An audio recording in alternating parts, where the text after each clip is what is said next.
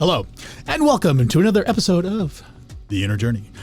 I'm here, Robin Morales, RCO Network, coming at you live on a Wednesday-ish afternoon with my very special co-host. She is an extraordinary person that means so much to me. She's all in one package, delivered here every week to you, from me to you, Miss Mary Van Alstyne. Hello, hello. Special delivery every week here. How come your intro is so much better than mine?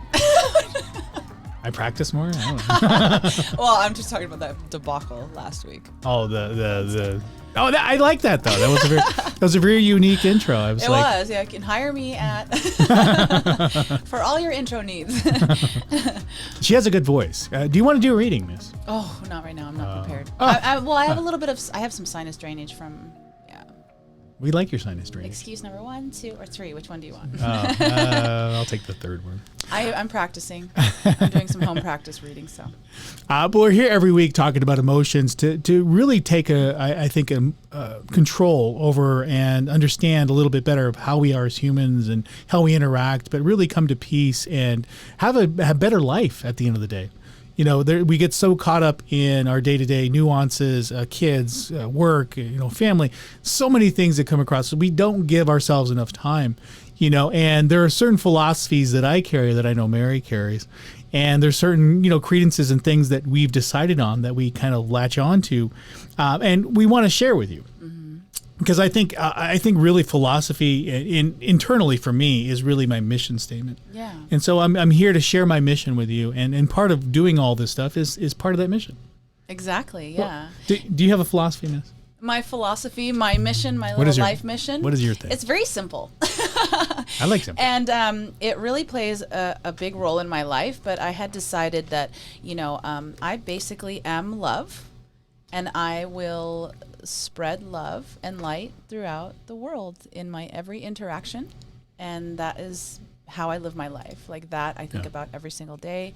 And that now practicing that and thinking about that and pondering upon that and deciding that's what my life is about really now is starting to show up in everything I do.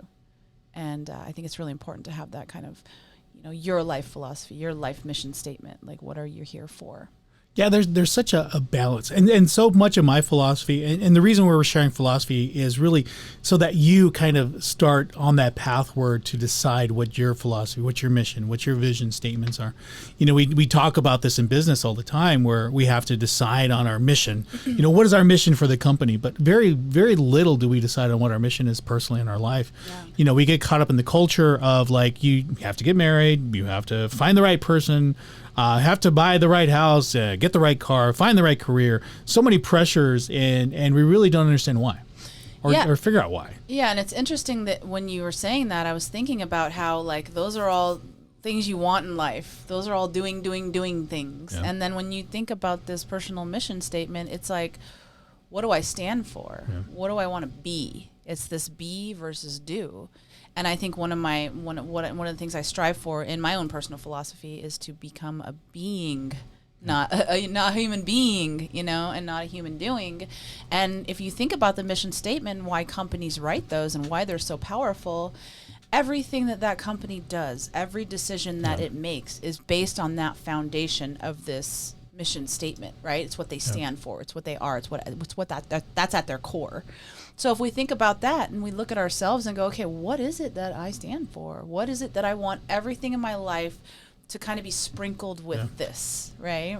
And for me, that is my love mission statement. Otherwise, you just end up being a battery. You're just plugged in the system, being part of everything that happens and not being part of the things that create the things that happen. Yeah, and almost not even having a say. You're just kind of becoming more that reactional type person, because if you don't really know what you stand for or what you're here for, you're kind of just waiting for things to happen so you can react to them, right? Ever thought about that? Like, why do you want to get in a relationship? Because most of the time they're kind of like, It really detracts you from what you really want to do. I mean, there's some times where, like on a Friday night, you just want to like lay naked and on a couch watching some stupid show, and your partner wants to either have sex or go out to like dinner, and you're like, ugh, why do I?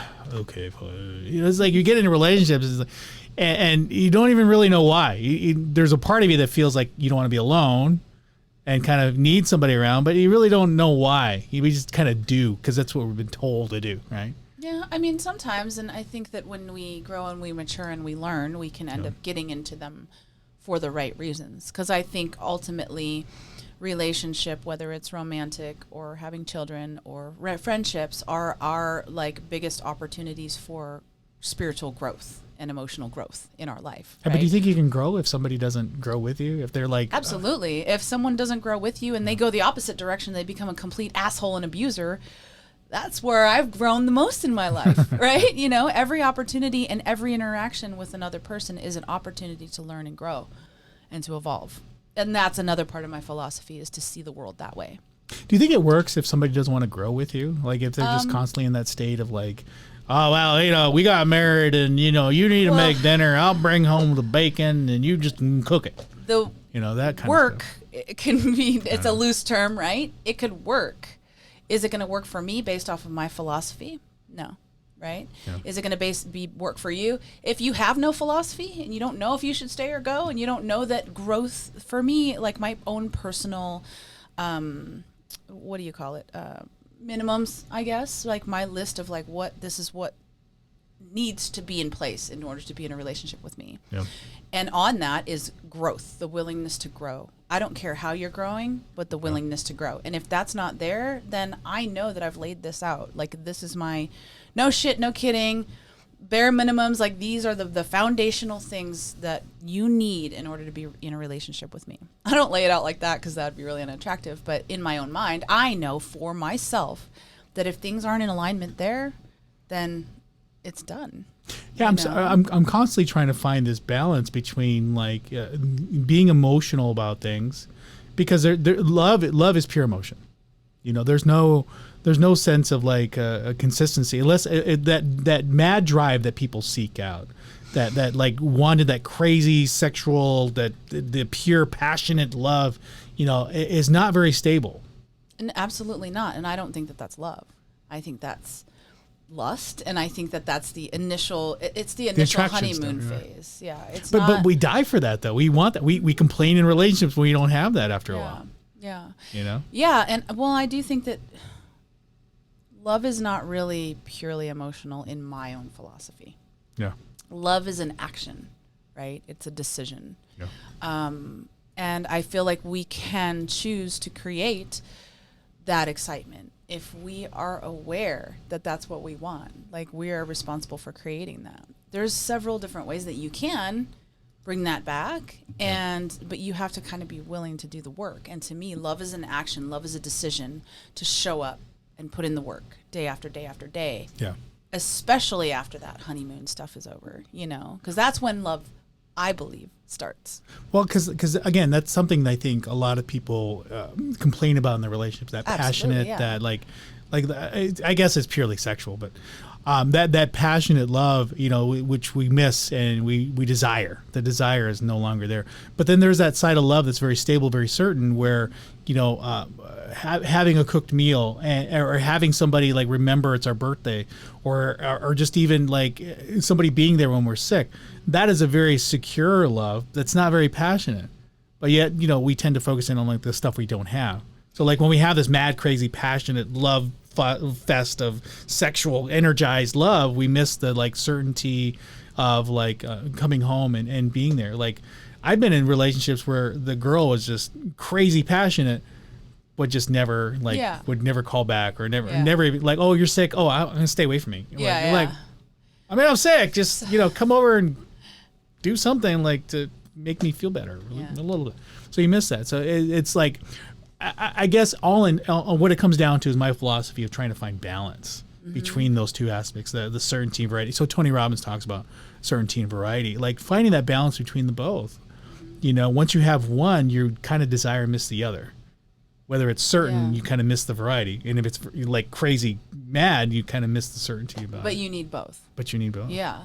Well, you and I always have this. We always come at this at such a different angle, right? It's Yeah, kind of yeah. like our little combat, right? Yeah. And to me, in Mary's world, what you're describing, with as far as the relationship part goes, Yeah. and I completely agree on the certainty, uncertainty, and I also, I agree in the honeymoon phase. That's kind of step one, and that's the crazy desire, lusty, whatever, and then the security part is step two, right? Where now you're in a committed relationship, and now I believe that if we choose that we can't bring back the other stuff, then we can. But I also believe in Mary's little world, there is the step three, which is Addendum 1.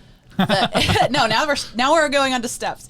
Oh, okay. But to me, step three is to be able to have that security, that foundational security and safety, and then also create that passionate desire, lust. Like that to me is step three.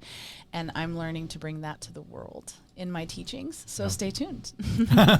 So my personal philosophy, and again, we're talking about philosophy, but I think it's the decision part in a philosophy is a mission. Yeah. What is your mission? Yeah. I think sometimes writing it down and deciding, hey, this is my life goal, and these are my mission, these are the actionable things I want to take. And when I reflect back at whatever point in my life, whether it's, I die at 30 or die at 80, at what point am I going to look back and be satisfied? Mm-hmm. And whatever that satisfaction is, I don't know, but for me, it's really trying to find that balance. And I'm at a point in my life where I've had everything, lost everything, and I feel like I have everything again, but in a different perspective. Mm-hmm. So now it's like, okay, so I'm at a point in my life where I want to contribute. That sense of contribution is very, very strong with me, which is why we have this show, which is why I reach out to different people. And, I've found a sense of confidence in knowing I'm here to serve somebody when they're ready to be served. Again, that sense of balance is always there. It's like, I can't provide everything to everybody, but I can provide to the people who are going to provide back and have that shared moment. So do you have your basic life mission statement? Have I written it out? Yeah. It's basically RCO Network. It's on the floor over there. Oh, okay. I had it posted and it kind of fell Is that the thing out. I read the voiceover for? Before, yes. Yeah, okay. No, that's totally you. I know that. And now thinking about that, knowing that that's your kind of life mission statement, I'm looking at you and your life and all the different areas I get to observe, and that is what fuels and runs, and I see sprinkles of that throughout your life. So that just goes to show you how powerful creating something like that for yourself is, because I can look back later on in my life and say, wow, my life was sprinkled with love and me bringing light and love, and then to me, I feel complete, right? Yeah, and the gift you've given me is this sense of I'm not alone in this mission. There's so many times I think as an entrepreneur or business owner, I think you feel it more in that regard. But there's so many times I think normal people feel alone and isolated. Like, hey, am I alone in these feelings of anger, frustration, love, passion, yearning, desire, whatever? Put as many emotions. Am I alone in all this? Right. And the gift you've truly given me is that I am not alone in this pursuit. Yeah. And that sense of contribution is very vivid with another being that's totally separated from me, that wants more for people and is willing to spend the time, especially doing the show, spend the time to try to not only help me fulfill my mission, but fulfill hers as well. Yeah, and I appreciate that so much. And it's so funny how this came together, and we had no idea. We had no idea that this aligned with both of our mission statements, right? And until right now, actually, and it's just really an amazing thing when you take a look at it a little deeper. So this is our encouragement to you to take some time and be with yourself and kind of really get in touch with what are you here to experience? What are some things they can do when they're looking to write this mission statement? What have you always done since you were a child, right? What do you feel like you've brought into the world? What makes you feel good? And just start journaling around that a little bit. And then I came up with something so simple, right? Yeah. It can be way more extravagant. It could be to be love, right? I mean, that was originally all mine was. I am love, and that's it. And then it expanded just a little bit with spreading light and love everywhere I go. Oh. And so that, it's like this can be a growing, breathing thing. And you can have more than one, I would say. Don't inundate yourself with 1,000, but I would say have one, just as I have one for my business and that like area of my life. I have kind of one for my parenting, right? I have one for how I am in relationship, but I would say that one that I just mentioned is my overall like umbrella life mission. So have some fun with it. It could be really fun to write. Yeah, and the one thing that I see with so many people, the one directive that I wish I could, just drill into people's heads is make a decision. Yeah.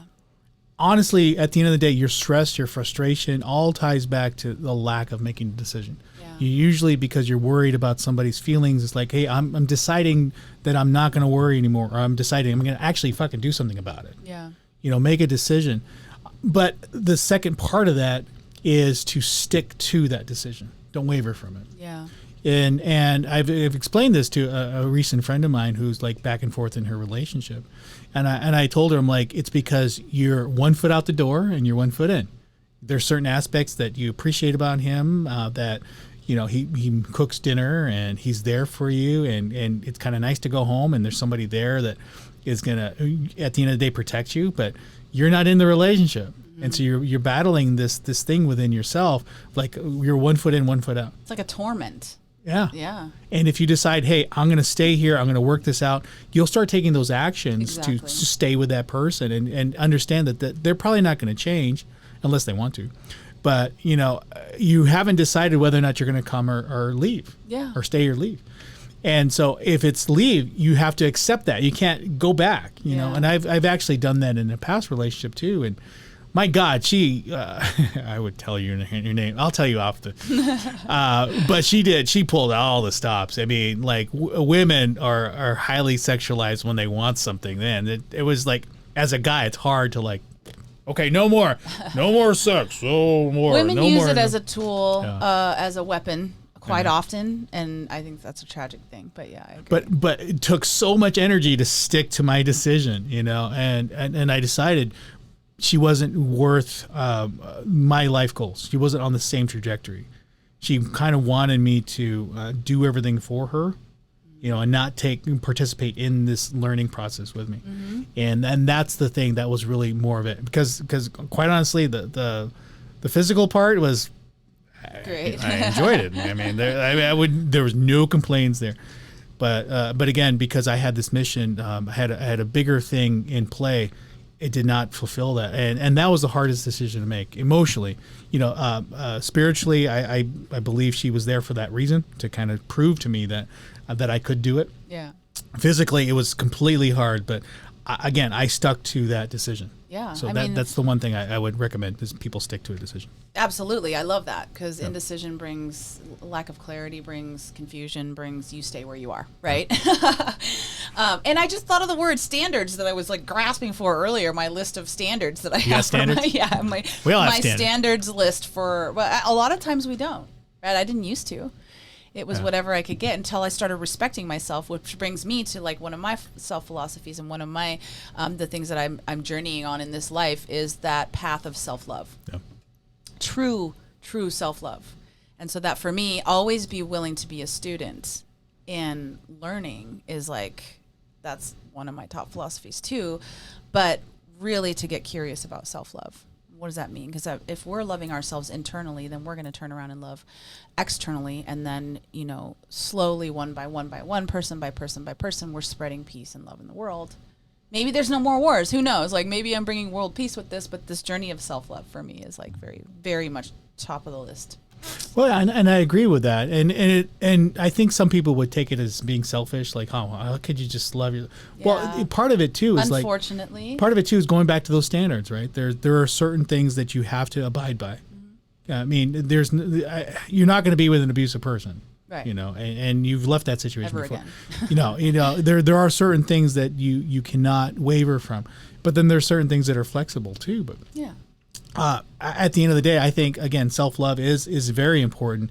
And again, people will take it as being selfish, but shit, you're the one. When you die, when you move on and you move past it, you're going to be the only one there. Yeah. You know, you really have to embrace all the things in life. Recognize that there's other beings and other things in there that you do have to share time. Be in a present moment. We had a show a couple weeks ago about present moment. Mm-hmm. So being in that present moment and sharing in that space and learning that balance between every aspect of what life has to offer is the most important. But it all starts with you.